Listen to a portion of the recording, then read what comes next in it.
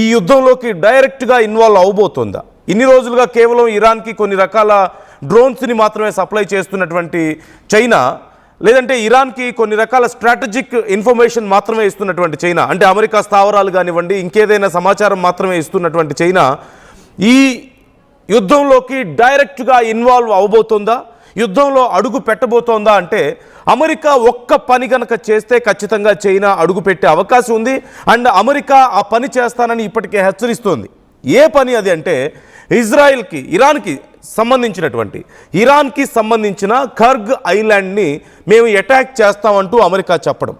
ఇప్పుడు ఇది చైనాను భయపెడుతోంది.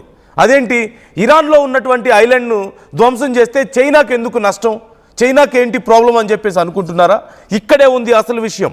చైనా ఆర్థిక వ్యవస్థ ఒకవేళ ఇరాన్లో ఉన్నటువంటి ఈ కర్గ్ ఐలాండ్ని అమెరికా గనక ధ్వంసం చేస్తే చైనా ఆర్థిక వ్యవస్థ తీవ్రంగా దెబ్బతినే అవకాశం కనిపిస్తుంది. ఎందుకంటే ఇరాన్ నుంచి ఎక్కువ శాతం ఆయిల్ని కొనుక్కుంటుంది చైనా మాత్రమే.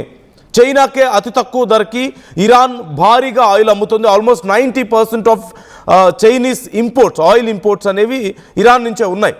ఇలాంటి పరిస్థితుల్లో అండ్ ఇప్పుడు ఇరాన్లో ఉన్నటువంటి 90% ఎగుమతులు కర్గ్ ఐలాండ్ నుంచే ఉన్నాయి. కర్గ్ ఐలాండ్లో వచ్చినటువంటి ఆయిల్ని ఇన్ఫ్యాక్ట్ డైరెక్ట్గా చైనాకి ఇరాన్ అమ్ముతోంది. దాని మీద చైనా ఆధారపడి వాళ్ళ వ్యవస్థని రన్ చేస్తున్నటువంటి పరిస్థితి.